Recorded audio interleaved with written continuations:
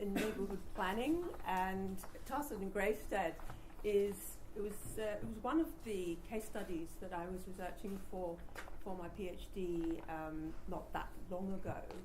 I was looking at the processes, the governance processes, but also the process of neighbourhood planning, how the individuals involved reacted and interacted with the parish councils, with the statutory authorities, and watching how that whole process that was labelled as empowerment by the then coalition government, how that was all supposed to be taking effect. As John and Peter have been talking about, neighbourhood planning, there's been a lot of folk involved in it. We've had 100 neighbourhood plans passed a referendum by the end of last year. So it's obviously something that people are engaged with and seem to want to do. It consumes, as Peter certainly said, it consumes an enormous amount of voluntary time, also consultancy, paid time. But keeping all of those things on track, and I beg to differ, but I think the neighbourhood plans in Northumberland seem to be taking about 4 years to complete. The 2 years, I don't think too many would have reached their referendum by then. But it's keeping all of that on track throughout that rather lengthy process, which it puts demands on volunteers and paid consultants alike. But it looks like neighbourhood plans are here to stay. It's part of the statutory framework. And, excuse me, can I do that? Yeah. And so, from both sides of the political spectrum, or all sides of the political spectrum, it doesn't look like we're going to see the disappearance of neighbourhood planning. So, it might be worth just keeping an eye on it. And with that number of neighbourhood plans, and they're likely to be increasing, you might expect then that there's going to be some impact on local level governance.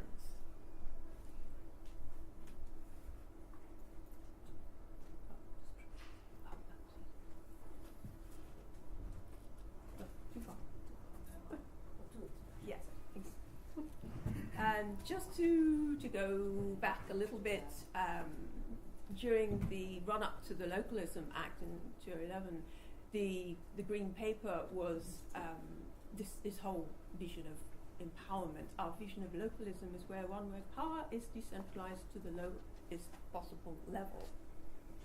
And this might be a bit premature, but there are indications that neighbourhood plans are starting to revitalize local level governance.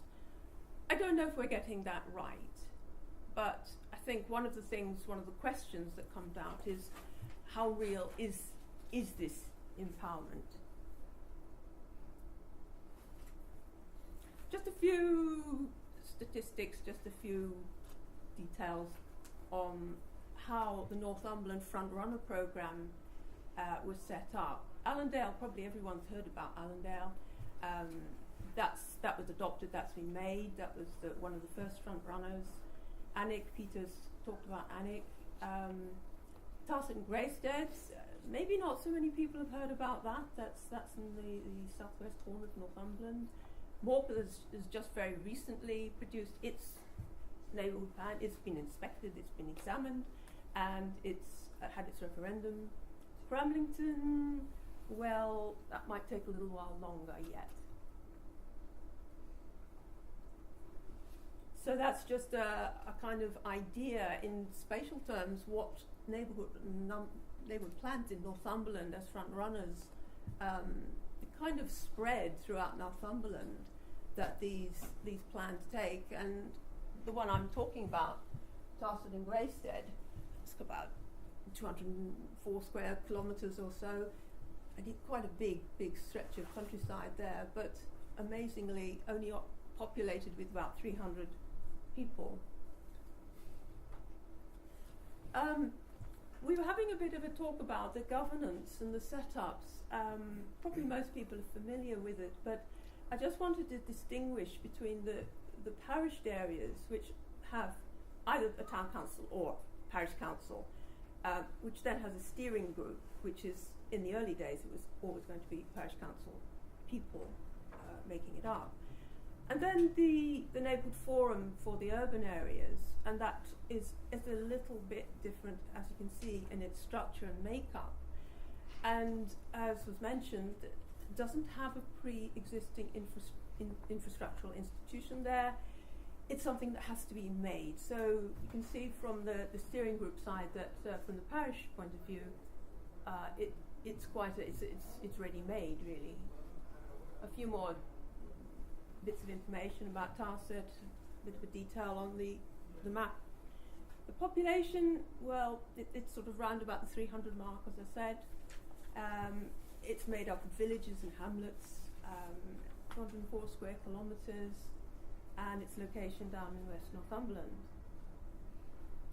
As I said, it's remote, but the population is very active. They're very busy, lots of social groups. What they tend to do is join up for social activities with neighbouring villages. A lot of farming and grazing is done. A lot of it's unpopulated. What characterised before the neighbourhood plan got going, there was a sort of a distance between the parish councils and the people. It was felt that parish councillors, this was a quote from a resident, that they didn't have a lot to do with the people they were supposed to represent. And there were a lot of parish councillors who didn't pull their weight. So there was this kind of general sort of dissatisfaction with the local governance. And just as to give you a sense of what, it's wild and it's windswept, and this is a sort of area, it's quite difficult in winter, it's really quite difficult to get to at times, can get snowed in.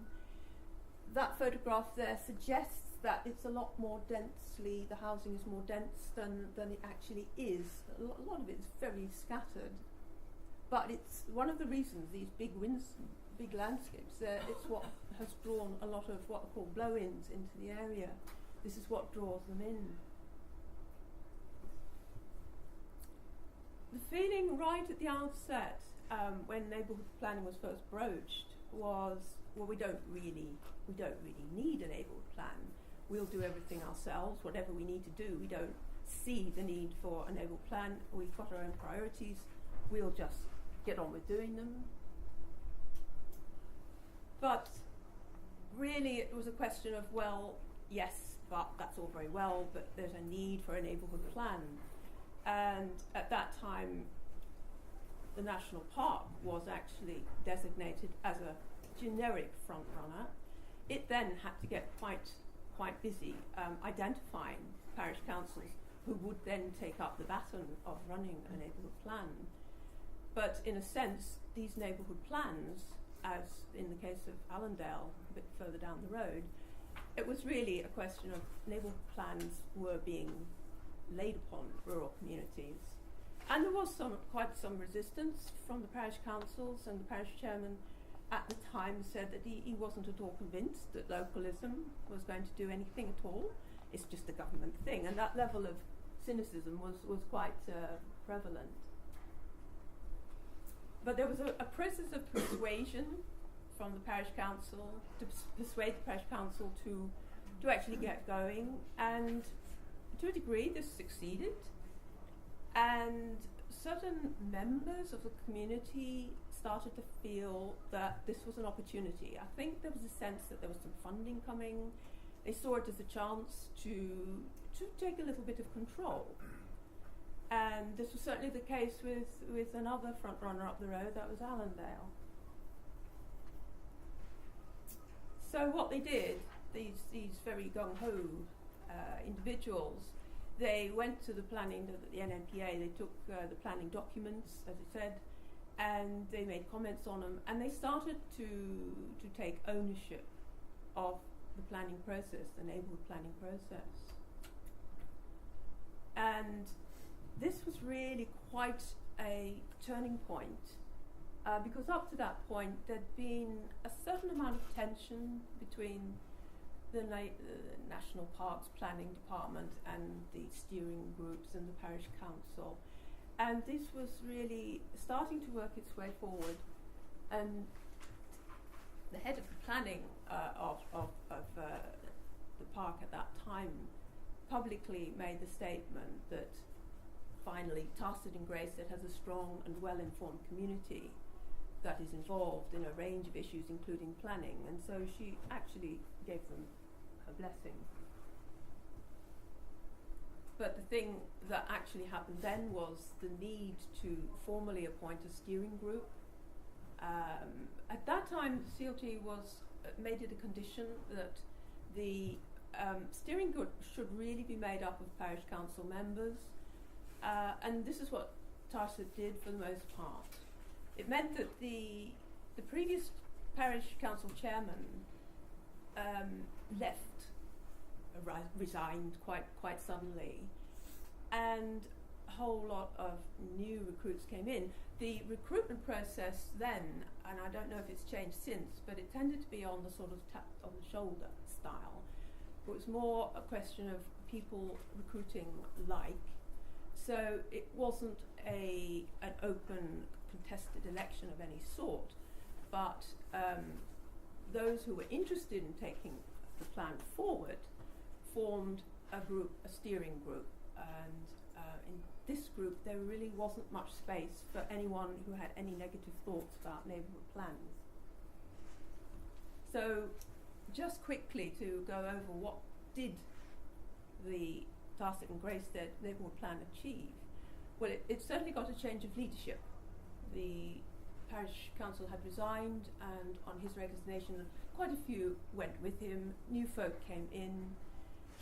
When this new bunch came in, they started looking around for funding, so they got some locality funding at that point. What they were able to do with that funding, they commissioned designers, they got planners, they paid consultants, got architects, and they drew up their own design guide for the village. They made sustainability and environmental assessments, and at the end of the day they got their neighbourhood plan draft submitted, which is currently under examination. In terms of governance, I think there was quite a lot of renegotiation that went on during the processes of making the plan. And there was also, I mean, a lot of this is not in the public domain, but there were a number of tensions between, as I mentioned, between the parish council, steering group and the park. These all got resolved. The conflict never really became open conflict, but these issues were raised and they were resolved.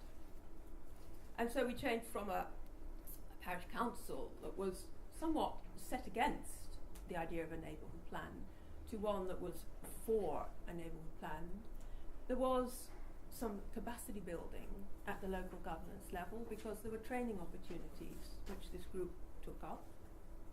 And this doesn't quite come into the governance outcome, but at that point there was a sort of roving ambassador from CLG who was going around the front runners, and the issue of affordable housing in rural areas and the use of redundant farm buildings was one that was much discussed.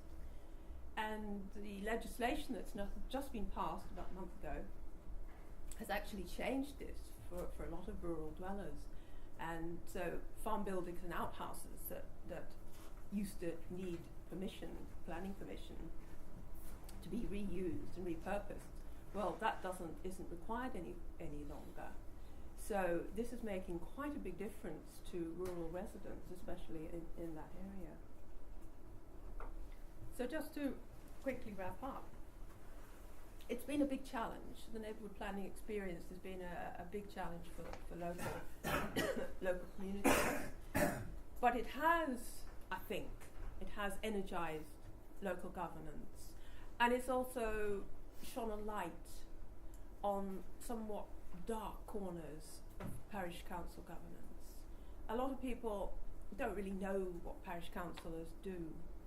And the thing is that with the publicity that the neighbourhood plan got and the steering group got, it tended to reflect also on what was happening locally in governance. A lot of the residents are now much more aware of what is going on in their own area as a result, and they're better acquainted now with the planning system and with the planners than they used to be. ground, parish councillors in places like Tarsen and Greysted are now saying that they feel they have a better mandate to represent the community.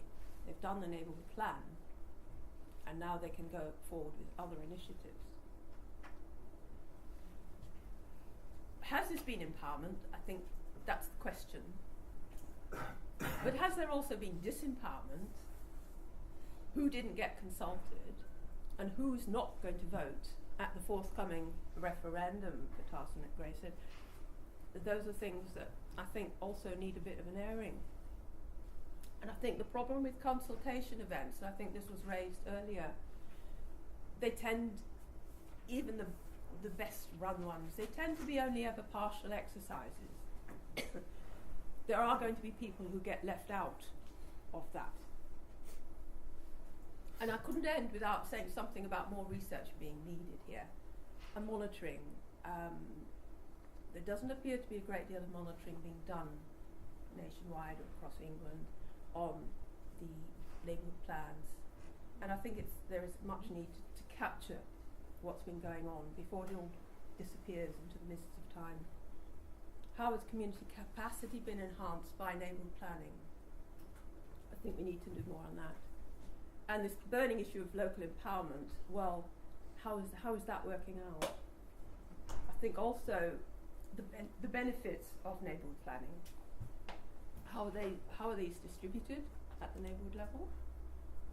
And has there been a greater degree of self-governance as a result of neighbourhood planning? So I'll leave it at that, and perhaps we can discuss some of those later in questions.